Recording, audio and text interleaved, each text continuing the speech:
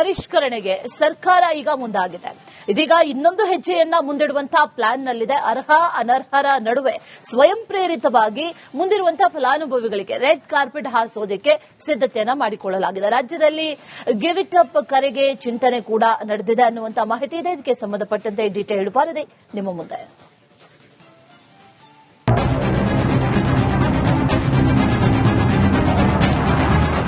ಪಂಚ ಗ್ಯಾರಂಟಿ ಮೂಲಕ ಅಧಿಕಾರದ ಸಿಂಹಾಸನ ಏರಿದ ಕಾಂಗ್ರೆಸ್ ಇದೀಗ ಪರಿಷ್ಕರಣೆಗೆ ಮುಂದಾಗಿದೆ. ಕಮಲ ಕೋಟೆಯಿಂದ ಅಧಿಕಾರ ಹಸ್ತದೊಳಗೆ ಬರುವಂತೆ ಮಾಡಿತು ಅದೇ ಗ್ಯಾರಂಟಿಗಳ ಶುದ್ಧಗೊಳಿಸುವ ಪ್ಲಾನ್ನಲ್ಲಿದೆ. ಅನರ್ಹರನ್ನ ಯೋಜನೆಯಿಂದ ಕೈಬಿಡುವ ಚಿಂತನೆಯಲ್ಲಿ ಇರುವಾಗಲೇ ಸ್ವಯಂ ಪ್ರೇರಿತವಾಗಿ ಗೃಹಜ್ಯೋತಿ, ಗೃಹಲಕ್ಷ್ಮಿ ತ್ಯಜಿಸಿ ಅಂತ ಮನವಿ ಮಾಡಲು ಸರ್ಕಾರ ಪ್ಲಾನ್ ಮಾಡಿಕೊಂಡಿದೆ.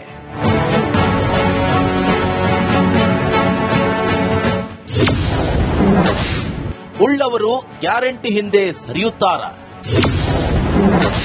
ಸರ್ಕಾರದಿಂದ ಗಿವ್ ಇಟ್ ಅಪ್ ಯೋಜನೆ. ಈ ಹಿಂದೆ ಪ್ರಧಾನಿ ಮೋದಿ ಅವರು ಎಲ್ಪಿಜಿ ಸಬ್ಸಿಡಿಯನ್ನ ಸ್ವಯಂ ಪ್ರೇರಿತರಾಗಿ ತ್ಯಜಿಸುವಂತೆ ಕರೆ ನೀಡಿದ್ರು. ಕೋಟ್ಯಾಂತರ ರೂಪಾಯಿ ಲಾಭವಾಗಿತ್ತು. ಕೇಂದ್ರದ ಅಸ್ತ್ರವನ್ನೇ ರಾಜ್ಯದಲ್ಲಿ ಪ್ರಯೋಗಿಸಲು ಸಿಎಂ ಡಿಕೆ ಶಿವಕುಮಾರ್ ಸರ್ಕಾರ ಮುಂದಾಗಿದೆ. ಆರ್ಥಿಕವಾಗಿ ಸಬಲರಾಗಿರುವವರು ಸ್ವಯಂ ಪ್ರೇರಿತರಾಗಿ ಗೃಹಲಕ್ಷ್ಮಿ ಹಾಗೂ ಗೃಹಜ್ಯೋತಿ ತ್ಯಜಿಸುವಂತೆ ಗಿವ್ ಇಟ್ ಅಪ್ ಅಸ್ತ್ರವನ್ನ ಹೂಡಿದೆ. ಅಗತ್ಯ ಇಲ್ಲದವರು ತ್ಯಜಿಸುವಂತೆ ಸಚಿವರು ಓಪನ್ ಆಗಿಯೇ ಹೇಳಿದ್ದಾರೆ. ಗ್ಯಾರಂಟಿ ಯೋಜನೆ ಪರಿಷ್ಕರಣೆ ಅಂತ ಹೇಳಿದರೆ ಯಾರಿಗೆ ನಿಜವಾಗಿ ಸಿಕ್ಕಬೇಕು ಸವಲತ್ತು ಅವರಿಗೆ ಸಿಗಬೇಕು. ಯಾರು ನಿಜವಾಗಿ ಅರ್ಹತೆ ಇಲ್ಲ, ಮೋಸ ಮಾಡಿಕೊಂಡು ಇದನ್ನು ತಗೊಳ್ಳಿ ಪ್ರಯತ್ನ ಪಡ್ತಾರೆ ಅಂತವರಿಗೆ ಕಡಿವಾಣಾಗಬೇಕು. ಇದು ನಿಜವಾದ ಆಹಾರ ಫಲಾನುಭವಿಗಳಿಗೆ ನ್ಯಾಯ ಕೊಡುವಂತ ಕೆಲಸ.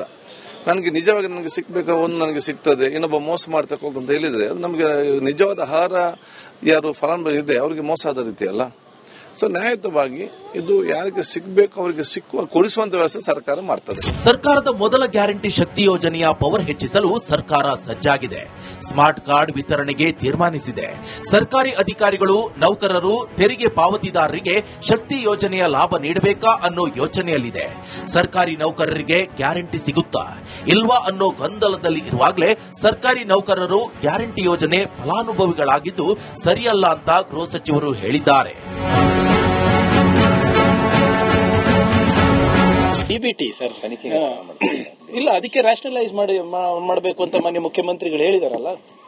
ರ್ಯಾಷನಲೈಸ್ ಏನಂದ್ರೆ ಏನು? ತಂತ್ರಜ್ಞಾನವನ್ನ ಬಳಸ್ಕೊಂಡು ಸರಿಯಾದ ಸೂಕ್ತ ವ್ಯಕ್ತಿಗೆ ಹೋಗ್ತಾ ಇದೆಯಾ ಇಲ್ಲ, ಅದನ್ನ ಯಾರು ಫಲಾನುಭವಿಗಳಿದ್ದಾರೆ ಅವರಿಗೆ ಹೋಗ್ತಾ ಇದೆಯಾ ಅಥವಾ ಒಂದೇ ಫಲಾನುಭವಿ 2-3 ಸರಿ ಹೋಗ್ತಾ ಇದೆಯಾ, ತೀರೋಗಿರೋರಿಗೆ ಹೋಗ್ತಾ ಇದೆಯಾ ದುಡ್ಡು, ಅದೆಲ್ಲಾನು ಕೂಡ ಪರಿಷ್ಕರಣೆ ಮಾಡಬೇಕು ಅಂತ ಮಾನ್ಯ ಮುಖ್ಯಮಂತ್ರಿಗಳು ಹೇಳ್ತಾ ಇದ್ದಾರೆ. ಅದ್ರ ಪ್ರಕಾರನೇ ಮಾಡ್ತಾ ಇದೀವಿ as per AG report only. ಹಾಗಾದ್ರೆ ಈ ಗಿವ್ ಇಟ್ ಅಪ್ ನಿಂದ ಆಗುವ ಲಾಭ ಏನು ಅನ್ನೋದನ್ನ ನೋಡೋದಾದ್ರೆ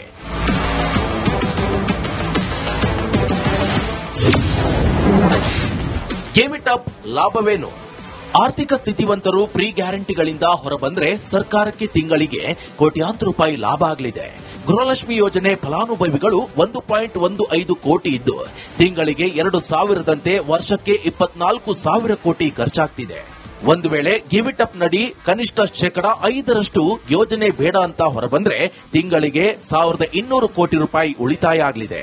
1,67 ಲಕ್ಷಕ್ಕೂ ಹೆಚ್ಚು ಗೃಹಜ್ಯೋತಿ ಯೋಜನೆ ಫಲಾನುಭವಿಗಳಿದ್ದಾರೆ. 13,000 ಕೋಟಿ ವೆಚ್ಚ ಆಗಲಿದೆ. ಸ್ಥಿತಿವಂತರು ಯೋಜನೆ ತ್ಯಜಿಸಿದ್ರೆ 600ರಿಂದ 700 ಕೋಟಿ ಉಳಿತಾಯವಾಗುವ ಸಾಧ್ಯತೆ ಇದೆ. ಇನ್ನು ಶಕ್ತಿ ಯೋಜನೆ ಅಡಿ 70ರಿಂದ 75 ಲಕ್ಷಕ್ಕೂ ಹೆಚ್ಚು ಮಹಿಳೆಯರು ನಿತ್ಯ ಪ್ರಯಾಣ ಮಾಡುತ್ತಿದ್ದಾರೆ. ಸರ್ಕಾರಿ ನೌಕರರು ಸೇರಿ ಕೆಲವರಿಗೆ ಉಚಿತ ಪ್ರಯಾಣದಿಂದ ಕೋಕ್ ನೀಡಲು ಸರ್ಕಾರ ಮುಂದಾಗಿದೆ.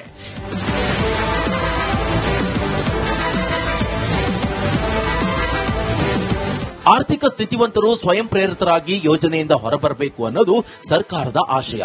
ಆದರೆ ಸರ್ಕಾರದ ತ್ಯಜಿಸುವ ಕರೆಗೆ ಅದ್ಯಾವ ರೀತಿಯಲ್ಲಿ ಜನರು ಸಹಕಾರ ಕೊಡ್ತಾರೆ ಅನ್ನೋದೇ ಈ ಕ್ಷಣದ ಪ್ರಶ್ನೆ.